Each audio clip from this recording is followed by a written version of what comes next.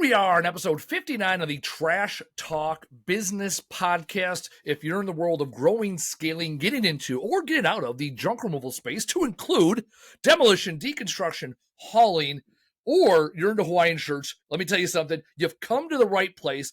As always, we're giving you great content on a weekly basis. Per usual, I'm joined by my compadre, my good friend from Dallas, Texas, currently down in Florida, ? Enjoying the salt life. I think that's a fucking t-shirt. Casey, what are we talking about today? Man, today we have another awesome guest. Her name is Brynn Mosello. We just went over this about 5 minutes ago. What's her last name? She's going to talk about what she does. We actually, Andy met her. You met her down at Waste Expo. You're on a panel together. So, we'll let her take it away. For the record, that's actually the most introduction I think Casey's ever given somebody. Like there was the correct pronunciation. We had a background story. You know, normally it's like Casey's like, "Hey, we got this guy on, and he probably does some stuff." To be honest, I'm like, "Hey, we have this person. Don't know who he is, but we're gonna see what happens." Yeah. So to preface it, this is what I do know about Brynn. I sat next to her, and there was 3 of us on the panel. And it was ABC, Andy, Brynn, Carter, Cole, thank you. From GFL, great guy. Shout out GFL. Cole from GFL, cool guy, kind of squirrely. Reminds me of Taylor, our podcast guy. I like squirrely guys, right? Because they'll tell it how it is. They're not hiding a thing. Taylor's going to stick his head in here in about 10 seconds. I'm not squirrely. Yeah, you are. And squirrely. Anyways, every time I looked over at her, I also appreciate it because most people don't go to conventions with hats on. And she had a hat on. And so every time I looked over, she had it said on her hat, it said, love her, but keep her wild. And the only issue I had with that was the comma but. And I read about this in my book, Words Fucking Matter, coming out June 14th. Shameless shout out. Is the comma but part. So it's love her and keep her wild. And that's true. I love this. And that's all part of the industry. Like, it is a dog-eat-dog world out there in the waste industry. You can have standards and practices and principles. And at the end of the day, you got to be hungry. You got to get out there in the wild and figure it out as you go. So, Brynn, thank you for having us. Tell us about your background. I know a little bit about you. Tell us why you're here today, and then we'll talk for about an hour. We'll cover some truths and give our listeners something to hear about. Awesome. Well, thank you guys for the introduction. I feel special that mine was more in depth than most of your guests. I met Andy 2 weeks ago now at Waste Expo, which is a big convention. This year was in New Orleans, so not in Las Vegas as per my usual Waste Expo experience. And by day 3, I was tired and I was wearing a hat. That's as good as I could do at that point in the convention. It was 3 long days up until then. I moderated a panel on Monday, flew in Sunday, got down late Sunday because my flight was delayed, and moderated a panel on Monday. And then it was my first time speaking on a panel. Nothing like 3 o'clock on the Wednesday, that last time slot. Yeah. And that's how I met Andy and Cole. So they were great.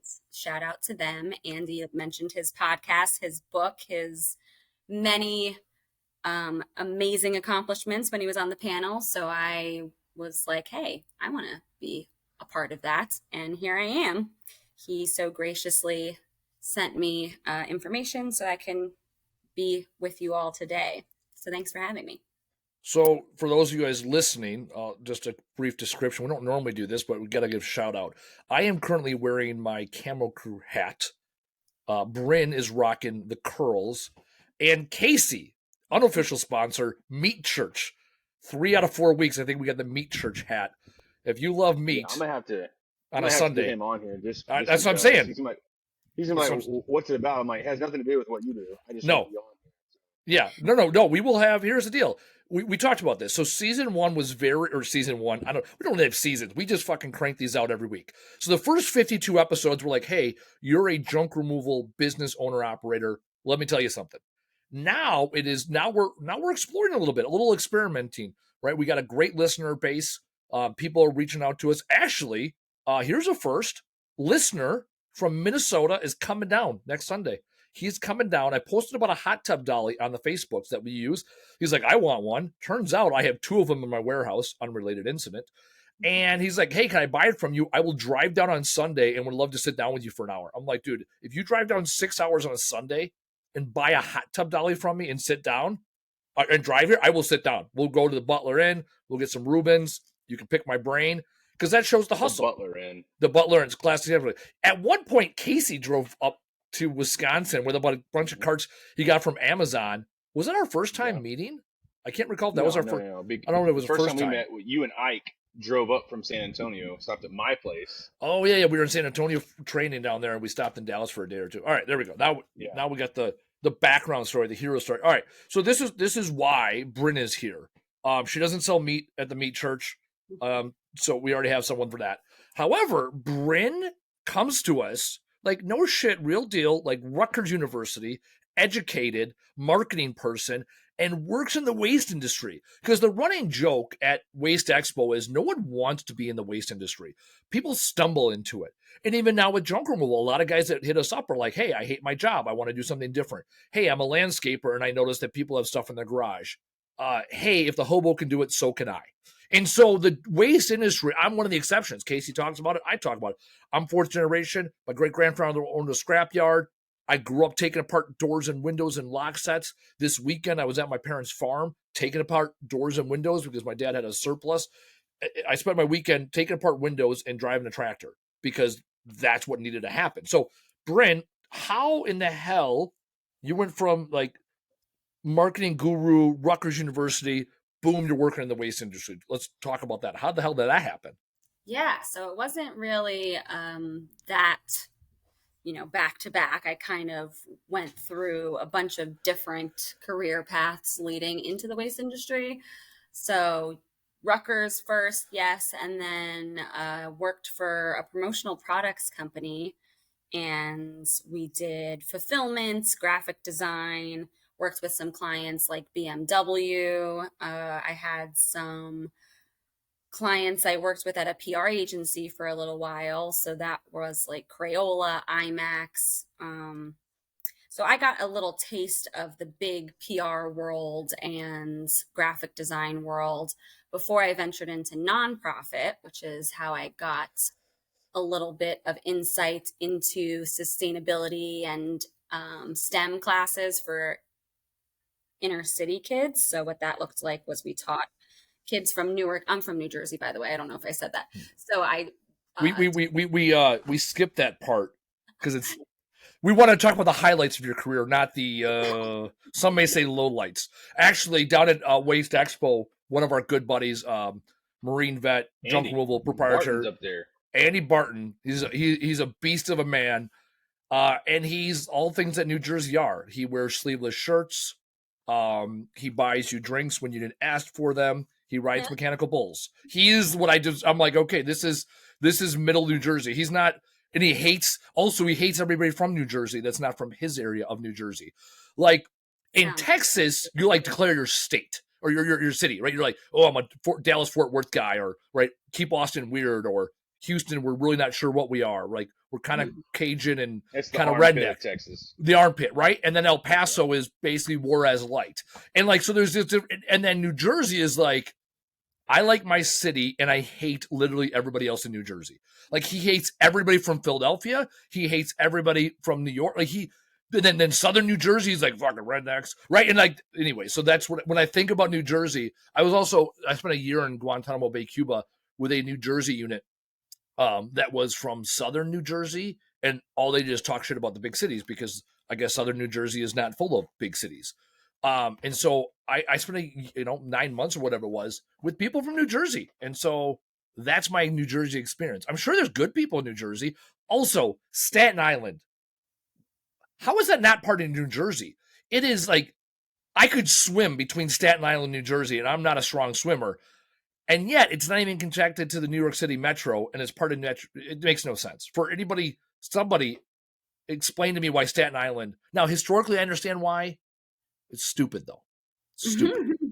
I lived 20 minutes from Staten Island growing up. I could get there way faster than I could get to a lot of my friends' houses that grew up in like South Jersey. So I it is in New Jersey as far as I'm concerned. Got And it. then there's a big battle like between North Jersey and South Jersey. So that does make sense that your friend doesn't like people from outside of his city. I'm Yeah. in Central Jersey, which I'm going to get attacked for by anyone else who lives in New Jersey if they're listening to this, because that apparently doesn't exist. But I grew up here. I'm right in the middle, fold New Jersey in half, and the folding That's it. crease is where I live. So I've never known, where's Rutgers? I've never known where Rutgers is. This is totally disservice to our audience because you can Google this. no, I have one hand on a coffee cup and the other hand not typing. Rutgers is in New Brunswick, and they have a Newark campus too, I believe, Piscataway as well, but their main campus is in New Brunswick. Got it. So I only think of like the Big Ten map, and it like just takes up a big chunk. Like, you know what I mean? It's like, yeah, like if you saw Wisconsin, it's like, oh, Madison takes up 3/4 of Wisconsin. Not true. Madison is 2 counties of questionable people. We'll go there. All right. So nonprofit, and then I worked in construction for a little while, mainly doing marketing proposals for bids. So any new construction or renovations for schools mostly, yep, we would go up to bid and I would put the proposals together. And then I moved back down to Monmouth County from Jersey City. And that's when I needed a job in my local community and stumbled upon Mazza Recycling, which is where I currently work. And that's how I ended up in the waste management industry. It was not planned. I literally was moving, looking for a job, and had experience in marketing, and they needed to rebrand the company. They also were third generation trash guys, and they grew up knocking down buildings, doing demo jobs, driving excavators, the whole 10 yards. And then they bought the business from their fathers and turned it into a recycling company. It was all construction, demolition, and it was called Mazza Demo. Then it was called Mazza and Sons.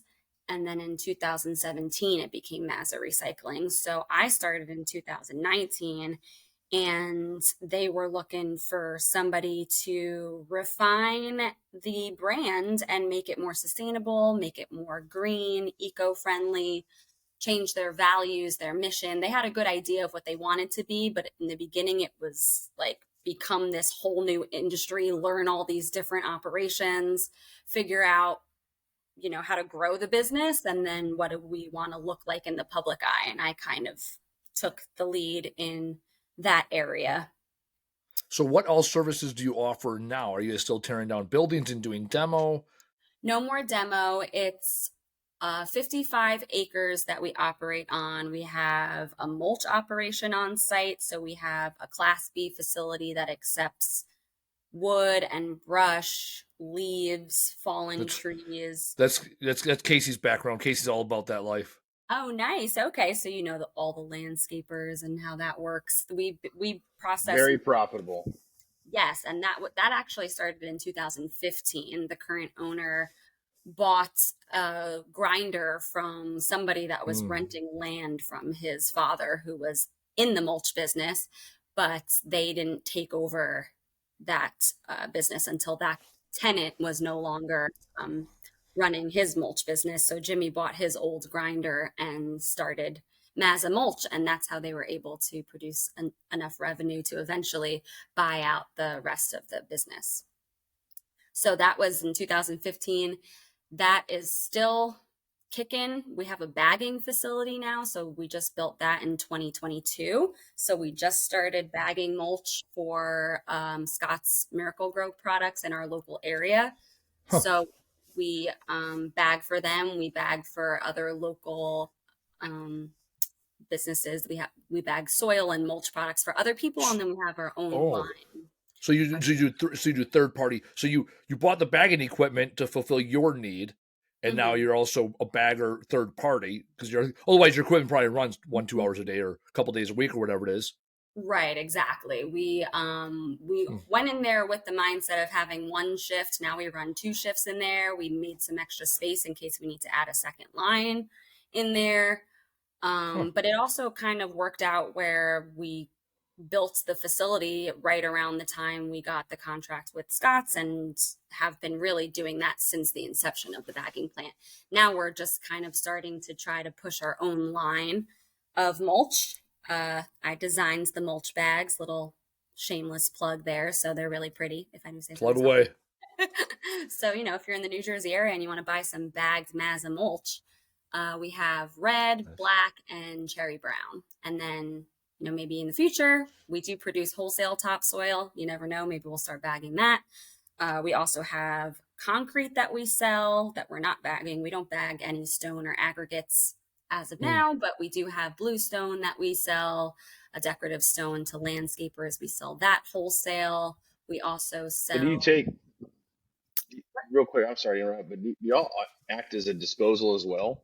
Yes, exactly. So Okay. everything is recycled from Yeah. what we get from our From the uh, public, right? from the public, residential, Cool. or commercial businesses. Because I If always wanted, like the reason Andy said, like, this is my, like, I love this industry because I always thought this is the best one was right here. If I sell you a seed, Hmm. then you can go and plant it. Then you're going to call me to maintain it. Then you're going to call me to cut it down. Then I'm going to recycle it. I'm going to sell you the mulch after it all. So right, you can pretty much get 4 to 5 different sales off of one. totally. And it really helped that they diversified the business from recycling trees and leaves and concrete to now paper and plastic recycling. We do have a transfer station, so we do still take construction and demolition debris, even though we're not demoing the job sites ourselves. And we also have a scrap metal division, which has been around for a long time. So all of that material we will accept and we will sell somehow, whether we're processing it on site or we are just transloading it to another end market. And do you guys have a traditional transfer station for MSW? Um, Only construction and demolition debris. Okay. So it's Mhm. scrap construction. See, this is what I love about it. It is normally what you're talking about takes 4 or 5 vendors, Mhm. right? Like we're doing job tomorrow, next day with concrete. I got to take it over to Stark Asphalt. They crush it and turn it into TB. I got one scrap. Well, I have 2 main scrap yards. One I take my ferrous to. One I take my non-ferrous to. The ferrous is because it's simple in and out. The non-ferrous is because they give me the best prices. Right. Farther away it's better. And then also I work with whatever scrap yards nearby if we're going right from the job. And then as far as I don't do a lot of yard waste because it's a pain in my ass. And that goes to a whole other facility. Well, it's not a big business here. Yard waste, like most municipalities provide yard waste solutions, and or landscapers have like on-site chippers, on-site mulchers, or at the very least they'll chew the shit up and then shoot it in the back of their truck, and then especially the mulch guys, like they just take it back to their yard and process it, right? So it's what I like about what you're doing is you guys are very horizontal, which a lot of people in business would say don't be horizontal, be vertical. What I mean by that is be an inch wide and a mile deep. And while Mhm. you're horizontal in the sense that you're like, okay, we take C&D, we take scrap, we take earth materials, yard waste, right? And so here are 3 different product types we take, and then on top of it, then you're getting vertical with your mulch by taking it, processing it, bagging it, and then are you also selling to the end consumer? Are you B2C or are you B2B and you sell it wholesale to a distributor, to like an Ace Hardware or something, and then they sell it? We're B2B. We are trying to go to some maybe small flower farms, but it's all by the pallet. So we don't sell Yeah, individual bags. yeah. You still have a consumer based good. You're not Mhm. selling to the end user, but and that's fine because that's a whole. I mean, that's a understanding who that customer is. When you have to get customers to come to you to buy something, that's like I've talked about it for years. We have a warehouse here in where I'm at. I'm on 2 acres, and I liken it to our own transfer facility. At one point, I'm like, oh, I wonder if I should let all junk removal companies come here. And the thing is, I don't want to compete with a landfill, and we have the capacity to run our company so we can stay nice and tight. The idea, though, of charging people to bring in mulch, processing it, dyeing it, bagging it, and then shipping it and selling it by the pallet. Like, in my world, that's fucking hot. That's all I gotta say. Right. And I don't even get off to organic material like that. Like, I'm a scrap guy. Well, that's the thing. Like we had this weekend, my brother was in town and he did a little scrapping. I did a little scrapping, and like that, I was digging through our own scrap bins to find good stuff to put in my conference room. Like, there's something about it. Like, I can't fucking turn a wrench to save my soul. If, like, I know how to drive it, like tractors, and I was a truck driver in the Army. If you got it, I can drive it. If it doesn't turn over, I walk away. I just like poke somebody, like, hey, mechanic, fix it. Right. So I'm not a gearhead in that regard. I can take it apart for you. I can tell you what it's made out of. Probably can't put it back together. And that part to me is interesting. Oh, did I take it apart lamps and engines? And I mean, I put a video out taking apart a motor recently and showing how not profitable it is. Side note, I know how to take shit apart. Actually, right after this podcast, what's that? So the recycling place by my house, they're pretty big. They have their own mine as well. It's crazy, but they actually just recently did a deal with the zoo, Fort Worth Zoo. They take all their animal shit and they put it with their compost and they sell it. Yeah. And they call it zoo poo, and they sell it right there, straight to the consumer. And it's insane because, we had an episode a long time ago about horse poop and how you can do it. I actually worked with the zoo as well with a bunch of pumpkins from a pumpkin patch at the end of the season. And hey, we have all these leftover pumpkins. They're rotten. What do we do with them? One of the zoos, the Fort Worth Zoo, was like, give them to us. Our animals love pumpkins. It's just a crazy. There's so much you can do with the organic recycling that there's reasons why, like you said, you have 55-acre facility and you listed all the stuff you are doing. It doesn't surprise me one bit because there's so much out there. Right. And I think the next thing in New Jersey will be that food waste, kind of anaerobic digester that takes not manure or animal waste, and at least where we are, we wouldn't do that, but we would sell it then to other compost facilities, and so that they don't have to take that material to the landfill. Because I think in New Jersey, and maybe this is a nationwide statistic, but 20% of the material that goes to the landfill is food waste. So they make deep packaging technology now. So that would be something like on a larger scale we would want to do because we have the site to do it. And like Andy's saying, maybe where you guys are at, there's all this space and there's a lot of different variety of local businesses that just do that one thing. Well, New Jersey is a small state and there's a huge population here. So when you have a lot of industrial businesses that are stretched across, one street, which we're kind of in that area where there's like an electronic recycler on our property nearby. There's a hazardous waste facility, and then there's the landfill, all kind of right in the same area. So people want to be able to just go to that one place and do it all. Yeah, so good on your number. EPA estimates that more food reaches landfill than any other single material in our everyday trash, constituting 24% of municipal solid waste, MSW.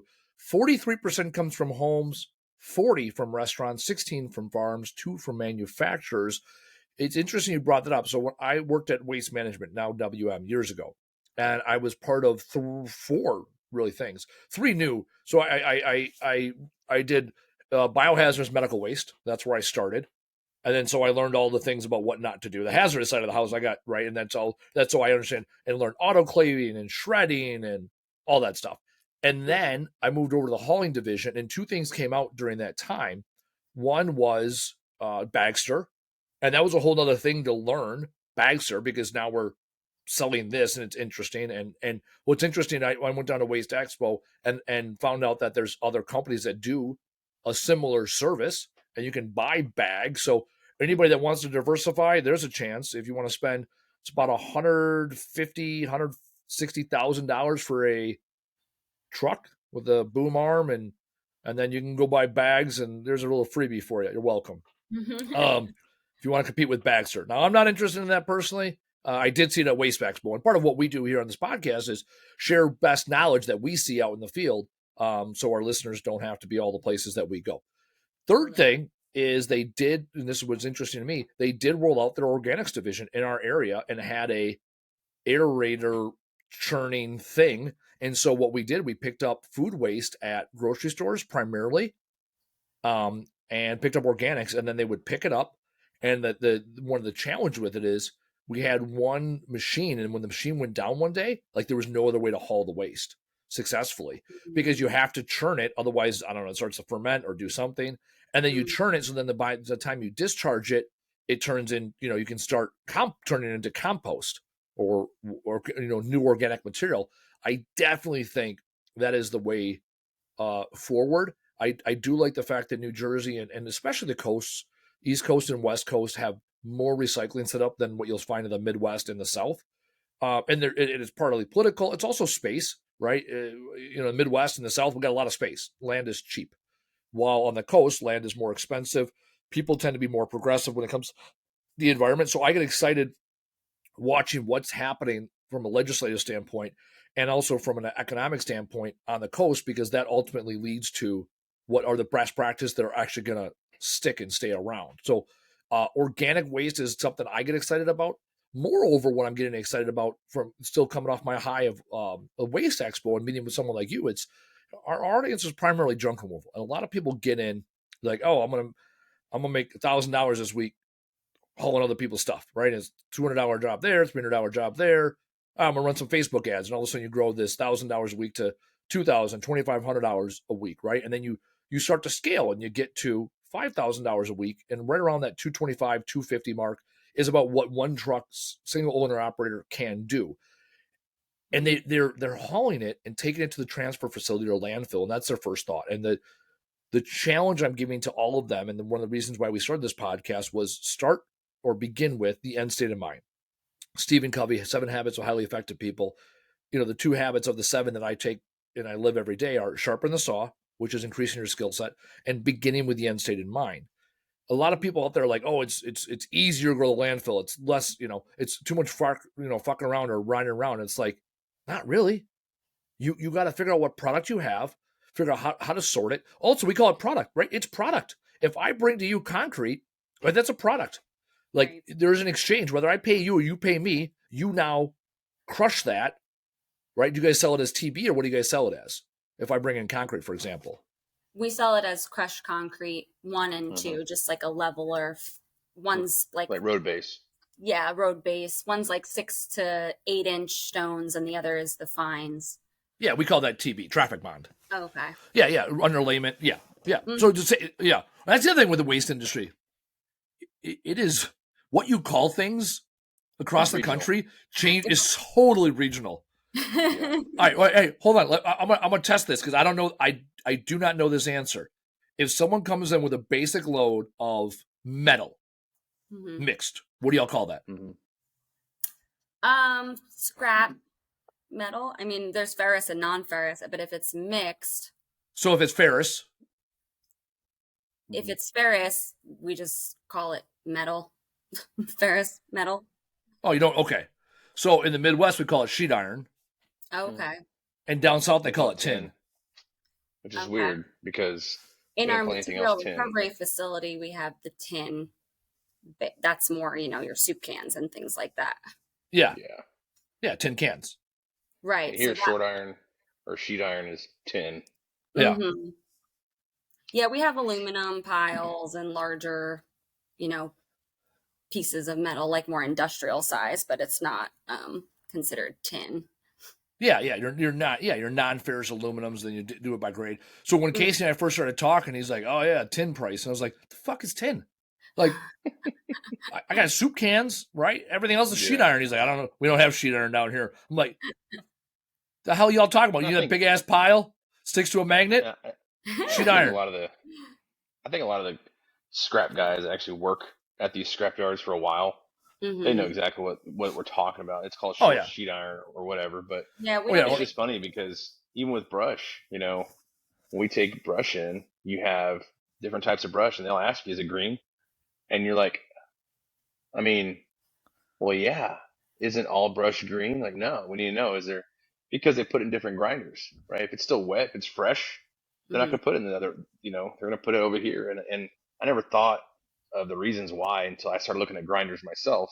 Mm. I was going to buy one for a lumber deal. And they're like, yeah, man, because it grinds so much that it tells when the teeth are going to be going down or what teeth to use. Each tooth is like $125. And I was like, holy shit. So I Mm-hmm. was like, yeah, maybe we shouldn't get into this business. But it's a big business, man. I mean, down here, and like you were saying, Andy, you have municipalities and landscape companies that take care of that. Well, down here, the weather is a huge factor because let's say right now we're getting into summertime. It's beautiful out. All it takes is a good thunderstorm.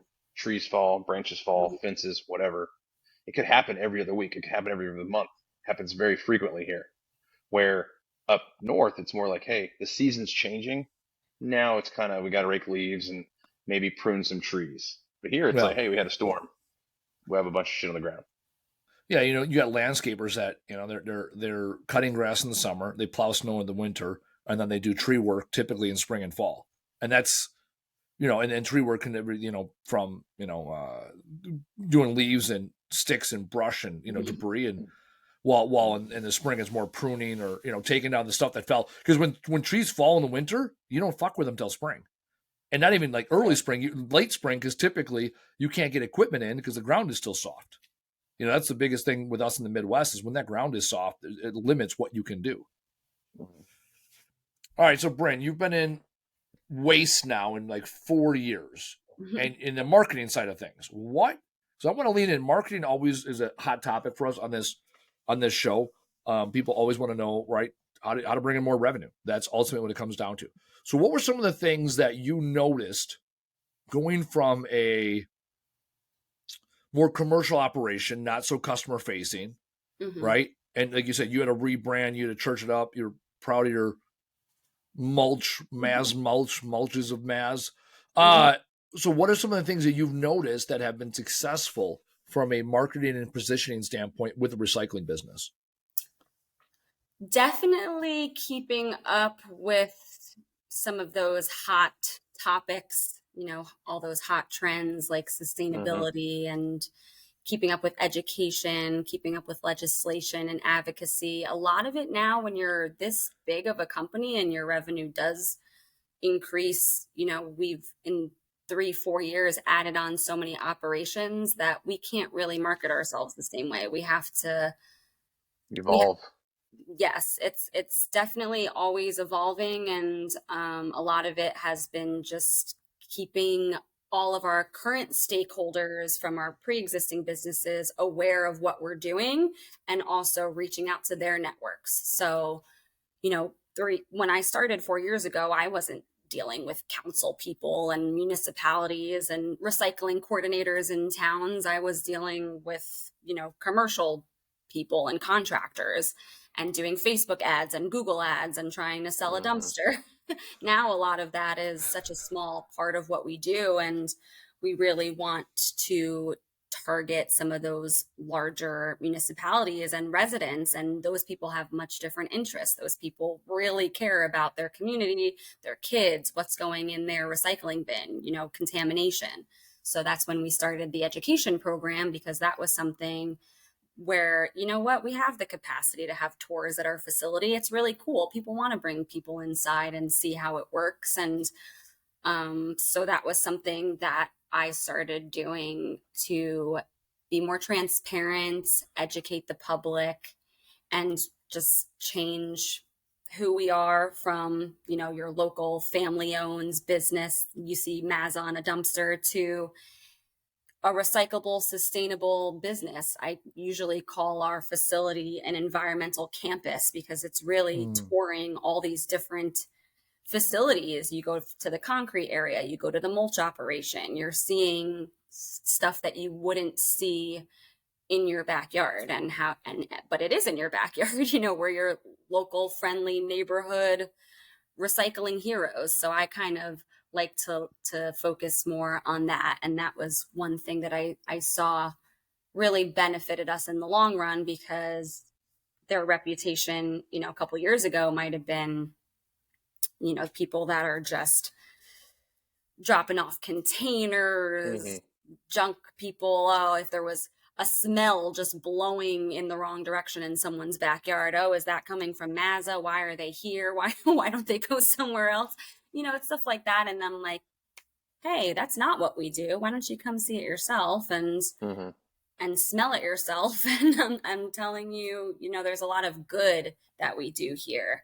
And we're not the bad guy, and we're not making noise on your street at 8 a.m. for no reason. I mean, there's a reason why we're doing it.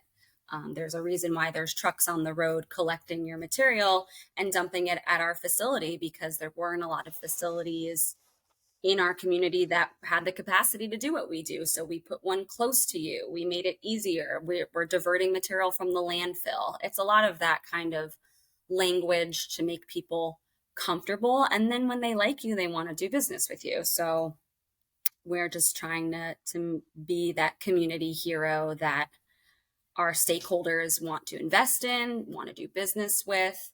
And then we found a lot of partnerships in, other counties, other material recovery facilities that decided, hey, instead of spending millions of dollars running my own outdated material recovery facility that I have to invest all this money into, let me work with Mazza. I'll bring my material to them. And, we're all working towards the same common goal at the end of the day. So do y'all buy any material? We only take in from our community. So when it comes to the transfer station, there's some closed counties in New Jersey where if you produce construction waste in Ocean County, you can't bring that to Monmouth County. Whereas in our Class A division, which is like our bottles and cans and all those things, there's not as many regulations. So we will take that material from surrounding counties, but we're not buying it. It's really just like if your town needs a material recovery facility, we have like contracts with third-party haulers or with towns they just pay a tipping rate. And then depending on the material that they're bringing in and the volume, we submit tonnage reports to them. They get grant funding and all that good stuff. So it's really trying to save the municipalities money at the end of the day, because it's not going through, a material recovery facility where it's like a flat rate or whatever. We just, and if there's clean cardboard, there's rebates for that. If there's certain kind of grade of metal, there's rebates for that. So it really just depends on the material, the volume, and the source at the end of the day. So when you guys run dumpsters, you guys also do residential container pickup or residential cans? No, we don't do any totes. We don't do any curbside collection. That's all. Okay. That's all like, roll off containers, front ends. That's a very small part of what we do now, because that was kind of 2017 Mazza, and now we're 2023 Mazza, and our containers are still out there. A lot of people see our red New Jersey trucks and our red dumpsters and think that's all we do. So that was something that I had to fight when it came, not fight necessarily, but work with, but then also change the minds of people when it came to who we are. So what is the primary mission now, the transfer facility for third-party haulers to bring their material to? The primary mission when we built the MRF was that was in 2020, end of 2020, was to be, an easier, more efficient way. We can handle the capacity. Because of the technology in our MRF, we can have cleaner bales. We take number 5 plastic. That was something that not a lot of surrounding communities did. So that was our mission at that time. And, because we are so horizontal, it could change year to year. I mean, if we get into food waste, our mission could change a little bit to me working with local, food banks and compost facilities. In 2022, when the bagger was built, a lot of our mission was to diversify our client base from wholesale landscaping companies to people that want to sell mulch in a bag. I mean, it really depends on our executive team and what they decide they're going to chase after that day. I mean, my job's very fun, but it can be chaotic at times. But Sounds our very overall mission and vision is really to protect the environment in the community we service, and in the long haul have advanced facilities that help the planet and future generations. So that's our mission and vision statement. I'd be doing a disservice to my company if I didn't say those, but well, no, it's important that you guys have that ideal because and that you're flexible. The challenge I see with junk removal is a lot of guys will get in, they'll get something that works for them, and then it doesn't. You know, like Casey down there, he had 3 very distinct businesses. He had the residential junk removal, he had the job site cleanup business, and then he was also starting to do the demo tear down houses business. And those were 3, and then even mix in brush, right? Those are 4 different places. A lot of guys that'll get in are like, oh, I do residential junk removal, and it's like, okay, well, what else? It's like, well, that's it. To be fair, I only marketed junk removal. And correct. That's because but you were flexible. You figured it out. Exactly. Right. You have a primary, and that's why I asked, with Brynn here, like, wait, what's the primary? And then what does it turn, what does it potentially turn into? And so the challenge and the opportunity for those here in the junk removal space is, well, what else? Like, right. So for us, 2 years ago, we decided to get into e-waste because we saw there was a need within our community that e-waste events and e-waste facilities were not provided. And now we'll do 14 e-waste events this year. And it's about cash flow break even. It gets our name out there. It also allows us, last year we recycled 150,000 pounds of e-waste. So then it gets me smart. And I spoke at the e-waste conference last year. I'll probably speak at the e-waste conference this year. One of the things at Waste Expo, I was fortunate. I spoke 3 different times. And one of the things I spoke about was community-based partnerships. So it's because of the e-waste events, it got me smart on how do you build a community-based partnership as a private business, recognizing that municipalities can't do everything. And then I met the guys over down there at Texas Disposal Systems, which those guys were dope. And I'm probably going to go down to Austin and shoot some content this summer with them. And it all came down to the e-waste events. And yeah, it wasn't cash flow positive day one. But one thing you kept saying, Brynn, that I really appreciated was community. What can you do for your community? Go ahead, Case. But it's also marketing. Oh yeah, that too. Right? Yeah. I mean, that's the cool thing about it is making partnerships is marketing. It's marketing 101 because now they're going to be pretty much your ambassadors, right? Hey, I work with Andy. He's a great guy. He's a good thing going. You should call him up.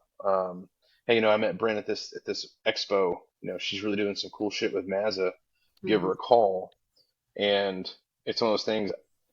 I mean, hell, Andy, you know this. I pretty much built my damn junk company community based. 100% you did. Yep. So it's like, I mean, you can never go wrong because they're in your backyard. And what better way to build a team than people you can see and talk to every single day? That's how you collaborate. Hey, how do we make this not just community, but how do we make this area better together? Right? Definitely. And that, you hit the nail on the head, is really how you grow any business in today's day and age. I mean, if you want to make good partnerships and good connections, people don't want to work with somebody that doesn't look into the future. I mean, climate change and global warming, and we're really dealing with the time where people care more about that than they care about sometimes even saving $1. So, cost obviously is important. But making sure the right people have the right mission too. I mean, when we have a storm in Texas, it's pretty big. You're going to see license plates from everywhere. And they're going to come in. They're going to be, hey, man, use us. We're the best. Oh, great. Where are you based out of? Well, we're based out of Kansas. Well, why are you here? Well, because y'all had a big storm. We want to help. Nah, you're just chasing storms, Right. Yeah. A little different. Yeah, it has to be localized. I mean, when we built the material recovery facility, there was not a plant like that in our community, and we're in a very heavily populated city in the middle of New Jersey. I mean, it's just irresponsible for all these outdated MRFs to not be putting in these optical sorters that can take polypropylene. I mean, that's a huge movable product in the world, and a lot of products manufacturers are starting to make things out of polypropylene. I mean, we want people to use recycled content. We want people to take that material and we want to sell it. We don't want that to go to the landfill. And, that's becoming the responsibility of a lot of these private and public facilities, is to invest in that sort of technology so you can invest in the future. Otherwise, I think you're really going to end up, falling short and falling behind. And then people are going to, go out of business or whatever the case may be, because they're not keeping up with the trends that their community needs. I mean, yeah, if we had an abundance of clothing piled up in our local community and we wanted to be able to take it, we would, but there has to also be, the technology behind it, the infrastructure. So that has to go pair with the operations that you decide to do. But if you're willing and able, one small change at a time, then I think that that's what's most important. Well, it's almost like you listen to our previous episodes. We tell people, like, there's in my warehouse, Ken and I were at lunch, and he came up with 9 product lines that we take out of the waste stream. Let's redirect, and that's the 10 that Ken thought of, like, or the 9 right off the bat. And at one point, I think, I don't know, whatever, we had 15, 17 different things that were like, yep, this is a designated area for this thing. And what it comes down to is, when you implement one at a time, you have a higher chance of success. I tell people to start with scrap. So I ran the numbers recently, right off the bat, for us from a volume perspective. The difference between sorting scrap and MSW, 50% of our volume is scrap. 50% of our volume. Because we crush our MSW, we do a couple other things to reduce the overall size of it, but almost 50% that comes out of our facility is scrap right off the bat. And that's by taking the time to sort it and then take shit apart.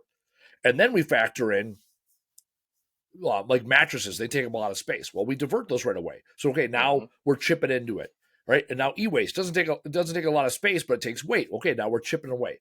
All right, now we got furniture that we can donate. Okay, like we took a 24-foot truck of donate to Goodwill today, and we had another 24-foot truck ready to go. And my guys are like, Jerome, in case you met Jerome a few times, Jerome's like, man, we better not go back there today. They weren't happy, right? Because Goodwill is like, they want it. The guys in the dock don't want it. Like, fuck this, right? They see our truck and they know when we pack out a 24-foot truck, like it ain't 1 layer deep, or 1 layer high. It's to the brim, and it's like, well, no, that's a whole, our 24-foot truck is the same size as a 40-yarder.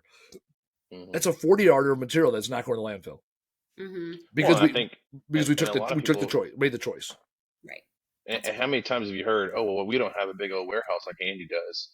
That's the thing is, we've all been there. We had a backyard, we had a trash can, and in the beginning, I have a couple people I work with, right? And I tell them all the time, look, if you're really good at qualifying your own jobs, then you're going to know what you're getting yourself into before you show up. So if you know, hey, I'm going to do a garage clean out, and on the phone they said it's going to be a lot of good stuff, but we just need it gone, I can almost bet most of it's donatable, right? Yep. So might as well line that route up after the job. I'm going to go straight to Goodwill or straight to Habitat, something. Same thing with brush. If I know I'm going to have a brush job, depending on the size of it, I'm going to say, okay, let's see, it's going to be 2 trailers of brush. Well, I'm going to call my brush person, and they're going to be like, cool, just tell them to come in, and we'll put it on your account, good to go. Or if it's multiple trailers, like 4, 5, 6, whatever, then I use a dumpster company because I actually get a better rate for the volume. So if I get a dumpster, I'm getting charged $4.50 per yard for a dumpster, and I can get a 40-yard, and I can load it down with a machine and pack a lot of brush in there. And then the landscape material place, they're gonna love it because they're like, hey, that's just a lot of material, and most of the time, it's good stuff. It's not like, hey, there's some barbed wire in the tree, or I tell them up front what it's all about. But it's all about planning. So you don't have to have a big warehouse to process. You can just plan it out. Then once you start seeing these big savings, or you start seeing these extra dollars count or start to add up, that's when you start looking at, okay, how can I increase my back end process now, right? Oh, I can use this shed as a storage for metal, or I can use this warehouse it rents for $500 a month. But you know what? If I can at least make $500 a month out of it, then it's worth it. and so on and so forth. Yeah, I mean, when we first started, we were running around with our purple van and this old trailer I got from my dad. We would put the good stuff inside the van. That was it, right? So the good stuff, like the dressers or a couch, and what it was, it still allowed us to pull a full trailer of material. And then what we would do is we drop the trailer at the end of the day or whatever, and we would drive the van over to Goodwill or Habitat for Humanity or church organization. And it's like, well, there you go. Or hell, our guys knew this from day one. If they go do a job that's half donate, go stop, like, route yourself to stop at a Goodwill or a Habitat, and you'll also figure out which ones will take stuff, which ones won't. St. Yeah. Vinny's, whatever. We have a local one. It's like called Family Share, and it's like they'll take almost anything because they're always because they struggle with competing against like the Goodwills and Habitat for Humanity, for where people donate. So like they're more open to taking stuff, and even if you unload, correct, church-based donation, yeah. Even if you unload years ago, I used to when growing up doing this, my dad taught us how to do it a little bit, and it was Teen Challenge. That was the place. I remember I used to drop off furniture there. Even if you get rid of 2 or 3 dressers, it's like, well, that's 2 or 3 dressers of space you freed up in the middle of the day. You got to unload them either way. One of the challenges is a lot of people get into this industry, and first thing they do is go buy a dump truck or a dump trailer, and then for them, it's like, well, where's the easy button? Well, the easy button is the tipper. And you tip it, you pull away, and I'm fortunate I grew up on open trailers that never dumped because I had to unload it by hand either way. So I was more conscious about what I loaded and unloaded. Casey's a huge proponent and always has been since I met him about dump trailers. I'm all about starting with a utility trailer because it forces you. What does the market call for? Correct. I'm all about it because it forces you to learn to unload and sort material. That's but you and I also had that argument in the franchise, right? We were like, oh, this is the reason why. But we were both like, we're also grown ass men, and we understand that, hey, okay, if we see something that's good, if we're actually being cognizant of our business, we know how to sort. We can do that. But for me, where I was in Texas, there's a lot of construction going on. There's brush. You know how much a pain in the ass it is to load a landscape trailer full of brush and then get to the place, and then they're looking at you like, hey, can you hurry up? There's a line. Or we're going to charge you $20 to pull it out for you. Yeah, Brynn's people hate you already. They do. Well, it's a love-hate relationship because we'll go out there and I'll see a big pile of tires, and I'm like, hey, you said you didn't take tires. I'm like, well, you got to cut it up into 4s. I was like, well, that sucks. And then you still charge me? Get out of here. We don't make you cut the tires up, but we ask that you take all the rims out. Well, see, so down here, they're like, hey, cut it up because I guess they just got licensed that they're allowed to bury tires, or they use it for something. No, they use it for something that with their roofing shingles. Mm-hmm. But I was like, why do I have to cut it up? Why can't y'all do that? And we still got to pay to dump it too. So it's just a pain in the ass. So I just use a tire recycler, third-party tire recycler. But I will say the one thing I liked. So Andy, this is the job I got offered. That landscape material that I'm talking, that place I'm talking about, exactly what she does, except I was in a different department, but I got an offered a job there to be in charge of their liquid recycling department. And it's crazy because you drive there and you see these pallets of old soda cans, Cokes, whatever. They're all expired. And there's guys out there with these huge wooden sticks with a bunch of nails, and their only job is to go out there and hit them. Whack them. And then it all goes down to this drain, which feeds the compost area. And then they recycle the wood, and then they recycle the aluminum cans.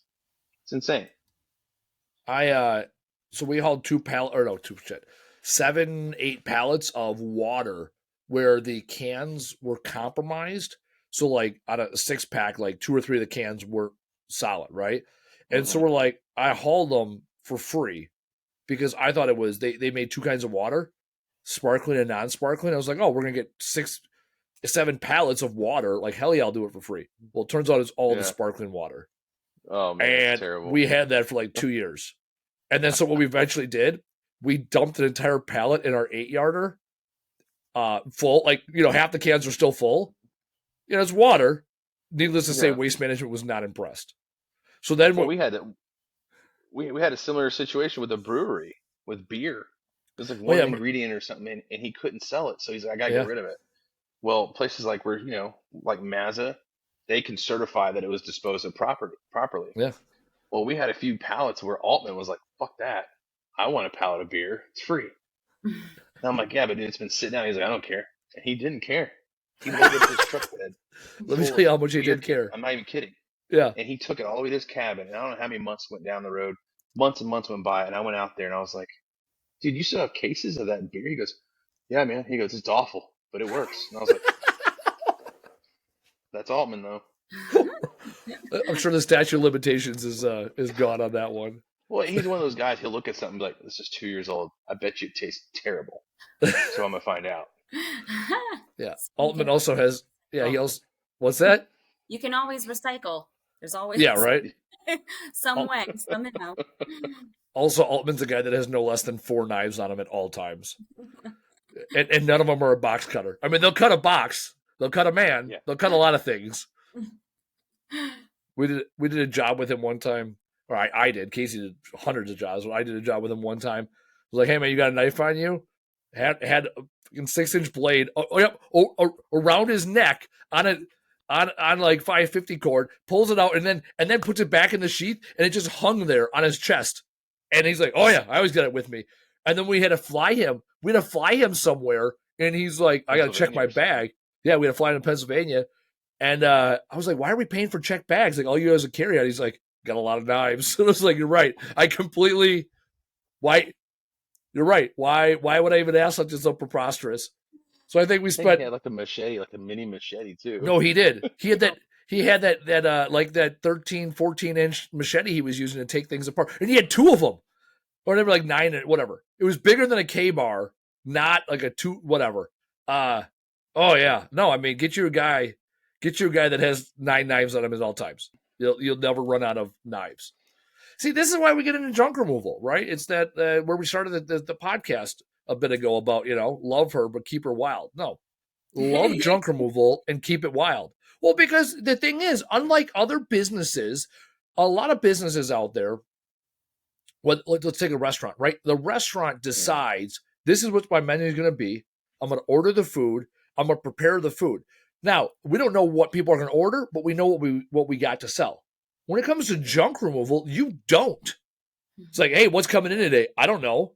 Like you can use your marketing to identify your ideal customer, your ideal zip code, what types of, right? Hey, we take MSW versus C&D versus brush versus whatever.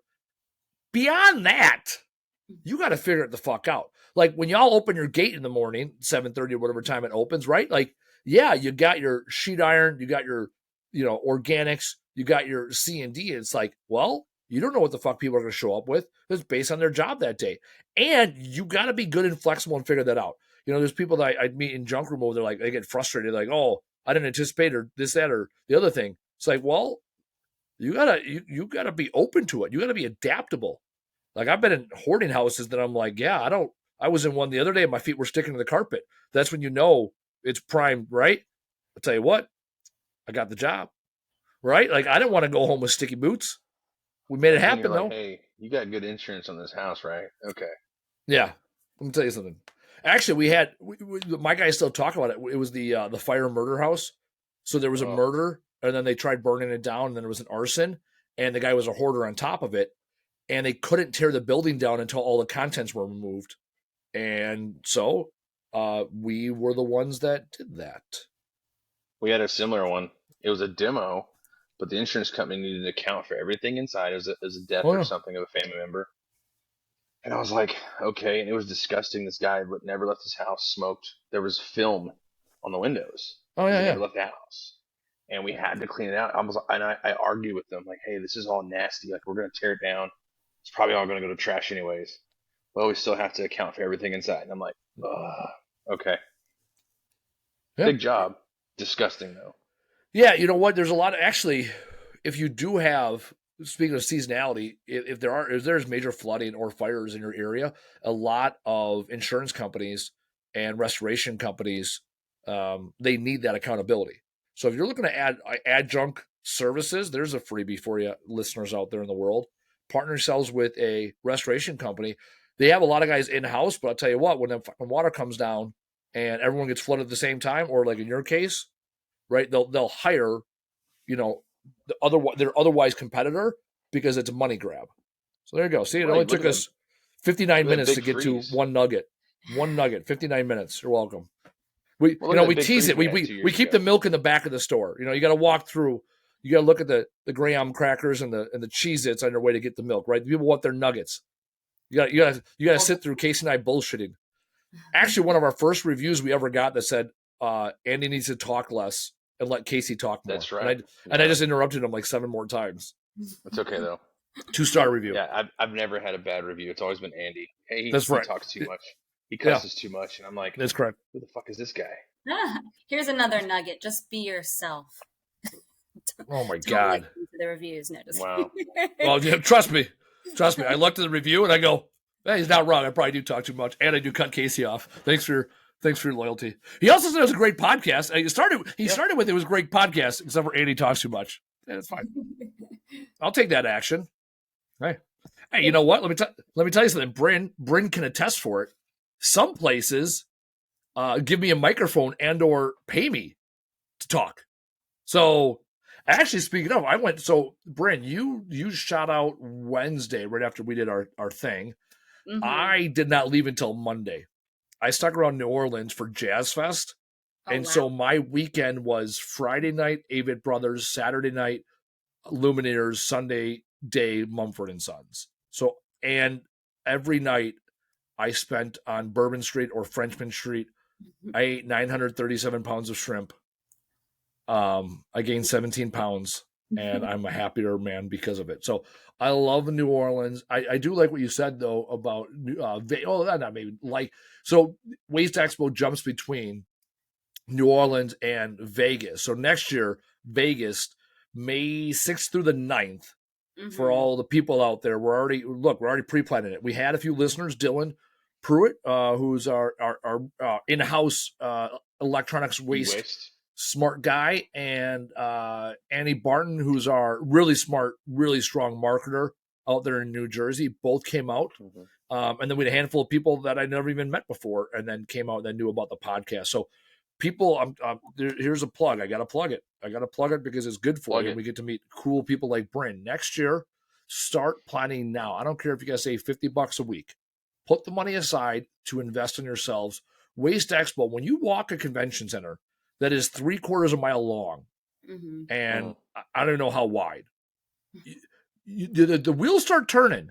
You see things that you're not going to see every day. You meet people that are some of the big players, and you see what you're capable of in this industry. So shout out Waste Expo in Vegas. Also, if you play it right, like I did, you roll in a little bit of shrimp and Bourbon Street, a little music, and you have yourselves a week. And then I went. What's that? In 3 years, when I go back to New Orleans, I'm doing it that way because 100%. Well, here's the deal. This is how I live my life. I went there with all intentions of flying back home on Thursday, and then on Monday I was with Casey. Casey was there. No shit, there he was. We were walking down Canal Street to the casino, which I shouldn't have been doing, because whatever money I made, I donated to Hera, or now Caesars. The craps table was not good to me. It was very good to me in Vegas. Was not good to me in New Orleans. Anyways, we're walking, and I see this fuck off poster the size of the side of a building, and it's like Jazz Fest. And I was like, I don't really love jazz music that much, but it was like Mumford and Sons. And I was like, that doesn't make sense. And then I was in there with Casey. I text Emmy, who handles all my itinerary things. Shout out Emmy. Look, I'm staying until Monday. No, seriously, I was like, Emmy. I'm staying through the weekend. And then I flew to Nashville on Monday. And I kicked off the Masters of Home Service podcast coming out in June. Man, I am full of shout outs and promos. See, this is what happens after 1 hour. We just start plugging things. So Jobber invited me to be part of the Masters of Home Service podcast. 10 episodes, different areas of expertise. I was the junk removal representative for our industry. And I'm on the debut episode. It's 10 episodes. I was part of 3 of them. Really, really fun experience. So I've had a great week and a half. I went from New Orleans, hanging out with Brynn, to concerts, to Jobber. I got stuck in the airport in Houston. No big deal. And then I did 3 episodes of a podcast. World War II Museum. Oh my God. World War II Museum. I had 9 different meals involving alligator. I went to the dude. I totally touristed up on that Thursday. So I worked Thursday and Friday morning from the hotel, and then all day Saturday, and then in the afternoon on Thursday afternoon I did the airboat. Total cheese dick touristy guy, right? Airboat. Look at alligators hanging on the swamp. And then Friday I did the World War II museum. I was there for 4 hours, 5 hours. Not enough time. Not enough time. No. Not So awesome. I still I was like, there's stuff I didn't even know, and I thought I knew shit about World War II. Stuff I was like sitting there in amazement. I knew nothing about the Burma campaign. Now that and I am the museum guy that reads every placard. It takes me an hour per room. I got through like the first half of the first floor. It was like 2 hours in. I was like, fuck, I'm never gonna make it through this museum. So I speed walked it as much as I could speed walk. Yeah. If you're one of those people that like walk in a room, look around like, oh, that's cool, and then go on to the next thing, we're not going to a museum together. That's the best thing about traveling by yourself. I took my sweet ass time. Right? When I was on Bourbon Street. I had 5 hours between the time I had to check out and then my flight, and I'm like, might as well just go hang out at the World War II Museum. Yeah. And the coolest thing is you start to get this feeling of overwhelming, not just knowledge, but it takes you back to it, especially if you have that connection in the military, right? But I found out that my unit that I'm in, I didn't even know we had to partake in D-Day, but I saw this picture and there was a guy with my unit patch on there. I was like, holy shit. Second ID, we stormed the beaches of Normandy too. Omaha Beach. I was like, that's badass. So it's just really cool. If you ever go to New Orleans, go hit it up. Yeah, Omaha Beach was the first. No, it was not the first because there's no first. It was the second and the 29th. Those are the two main forces. The second and the 29th. The 29th is the blue and grays. That's what they call them randomly. I love fucking World War II random shit. In the museum, did not fucking disappoint. We could put you to sleep with just talking about World War II. I'm not even kidding. Dude, here's the deal. If you go there, they have a 2-day pass. And with did you watch the video? The train, everything. Oh my god, I didn't do the train. See, I skipped the train because I know. Time. All right, Brynn. You could spend a whole day. Brynn, if you're not sold, if you don't, okay, we sold you on WasteCon. We sold you on Jobber. Now we're selling you on Meat Church and World War II Museum. Yes. And here's the most important question: did you eat alligator in New Orleans? Not when I was there this time. My first time. Oh my god! We should. Islands. If we would have started the podcast this way, it would have been over then. The food there, I did get to experience it my first ever time there back in like 2018. And it doesn't do it for you?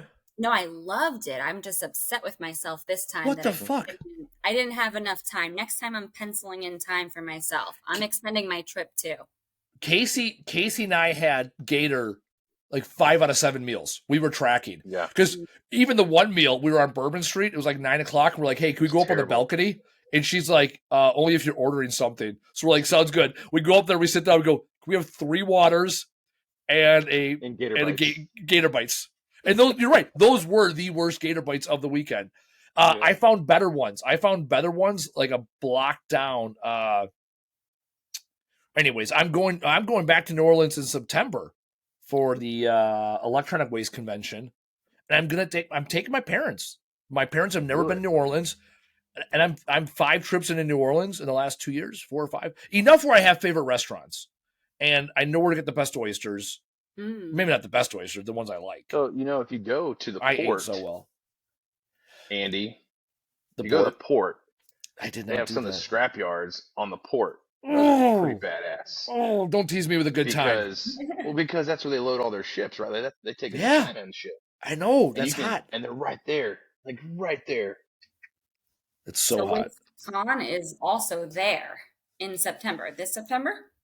The electronics, like electronics. Okay. So so it's e-waste and the electronics, whatever. It's the two combined. I got to bounce. Why you got to bounce? All right, he's got to bounce. He's got a wife and kids. My wife's getting she's getting in the water right now. Like, come on. It must be rough. Casey sent me a picture at 10 o'clock this morning with a beer in his hand. Hey. This is the only thing it is in his calendar, to be fair. All right, you earned it. Go. I'll finish up with Brynn. We'll wrap up the episode. We might talk shit about you. We Brynn, don't know. it was awesome meeting. I'm glad you came on the podcast. Spread the word. I want more people that are in these higher up positions of these bigger companies, like the recycling. This because here's the thing: junk removal is way more than just like what we've been talking about. Like Yep. I was people looked at me weird for using Silver Creek Materials is the company, that's their name. They were a huge, massive recycling plant, and everybody was like, "Why do you go there?" I'm like, "Well, here's why. Because it wasn't just for brush. It was for, hey, I have brush, cardboard, I have raw lumber, right? They would take fence panels. It wasn't going to the landfill. I knew I could go watch, and they would tour me just like you were talking about. You want to go on a badass tour? That was like one of the coolest, most knowledgeable tours I've ever like done of a disposal facility, and they took me through the mine where they mine all their different types of dirt and shit. But it was really cool. So I'm glad we had you on, and I really appreciate it. Nice to meet you. If you're ever in New Jersey, let me know. I'll take you on the best Probably tour. will not be. I tried not to make it to New Jersey.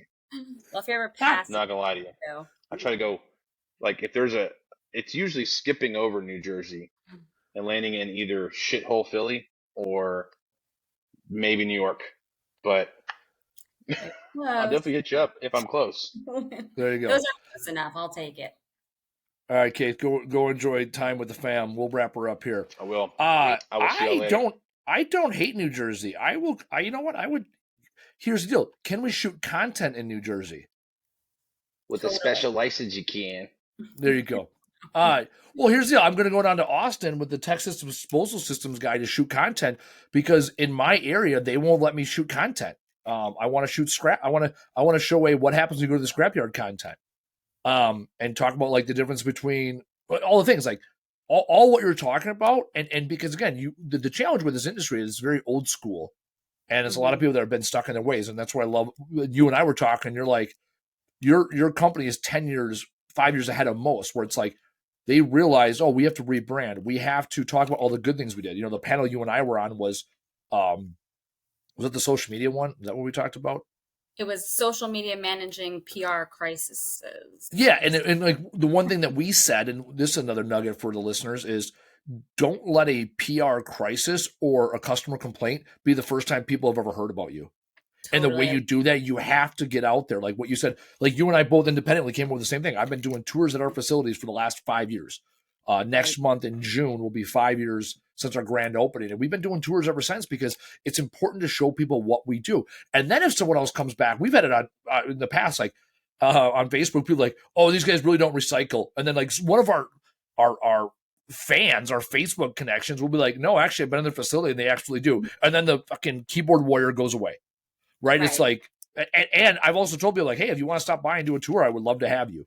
And if you're not sure, like, and I'll show you what happens. I'll show you the waste that does end up in the landfill. I'll show you the stuff that we divert from the waste stream. And those are, it's important. Education's the key. And again, lead with good intentions and good things will happen. So I like what Casey said about, you know, as we expand this podcast out, we really want to challenge the people in the junk removal space to become more professional and really learn who are your strategic allies so that we can best serve the same mutual customer. So I do appreciate you coming on. What was your top takeaway from today? Well, thank you for having me first and foremost. It was so nice to meet Casey and Andy. You're a wealth of knowledge. I think I told you that when I met you out in New Orleans, but definitely what you guys are saying, I'll say two things. Have those ambassadors. Those are the people that are not just employees, but it does include employees, your employees, your customers, your stakeholders, your marketing team, if you even have one in this industry, that's like unheard of. But I was say marketing team. What's that? Yes. You mean the 10 minutes on Facebook a day? Yes, that. Okay. Right, exactly. You don't have to do it all yourself. Is yes. What I'm saying. You know, you have and the more you are yourself and the more people like you, the more they're willing to be those ambassadors for you. So definitely, like you're saying, don't just deal with things when there's a problem. Nobody likes the guy that's always, you know, fighting problems. They like the guy that's always there when you need them for when a problem does arise. So that's why you're saying, you know, regularly interact with people. It can't just be the one time a month when something's going wrong. So definitely the key takeaway I'd say is stay relevant. And, if you're a big company like Mazda, sometimes staying relevant is building a new facility. But if you're a smaller company, staying relevant could just be, finding what the need is in your community that day and figuring out a way that your business can help with that. So it doesn't have to be like this huge, extravagant endeavor. You can find something small that works for you and just take baby steps.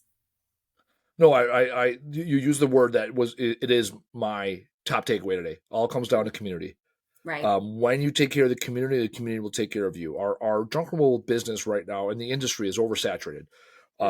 It's doubled in size in the last 10 years, and I would say it's quadruple in service providers. And there's no math behind that other than the amount of people I know I compete with versus 7 years ago when I took this full time. And so in order for you to be here and still in this industry in 12 to 18 months from now, when I anticipate the economy and everything else restoring and right sizing, if you will, you got to take care of your community. And that means going to networking events, going to ribbon cuttings, going to, we're doing a movie night within our community. Be involved with your community. It's not about the junk removal. It never is. Just like same with you, you're sitting here. You're not in the mulch business, right? You're in the community business, right? Yeah. How can you best take care of your community? And mulch is the thing you get paid for. Taking recyclables and C&D is the stuff you get paid for. Ultimately, it's about being involved in your community and providing what they need. And one of the best things you can do is ask. So, Brynn, I do appreciate you to all our listeners out there. It doesn't take much to get on this podcast. Have something relevant for the rest of our community. This is our community, our Trash Talk Business Podcast community, where we share best practices and open up the relationships that we've made to everybody else. So you can find Brynn, follow her, the business, because they do put stuff on Facebook and they tell stories. And it's not all about recycling. It's talking about what the company is doing to make the world a better place. And so I love what you're doing. Your company is very forward thinking, having someone know shit in marketing, talk about marketing things, being open to, pulling back the veil with the tours, with the content. I'll take you up on it. I got to find a reason to go visit Annie Barton in New Jersey. He's in central New Jersey. Okay. So August, September timeframe. I know I travel a lot here. Coming up, maybe, whatever. August, September, I'm going to come out to New Jersey. You heard it here. If you say it out loud, it's got to be true, like the 10 Commandments and some shit, Charleston Heston. All right, I've said it here. I'm going to come out to New Jersey. We're going to shoot some content and talk about why recycling matters. Brynn, absolute pleasure. Taylor will put all your social things on there, and reach out to Brynn if you got any questions or ideas. If you're in New Jersey and you have C&D, you got single sort recycling, you got trash and debris, you got ferrous and non-ferrous, she's your girl to take all the things. Maybe you can have a Facebook picture with her, talk about how amazing recycling is. So, Brynn, thank you for coming on the podcast. To our listeners, thank you for listening. We will see you next week.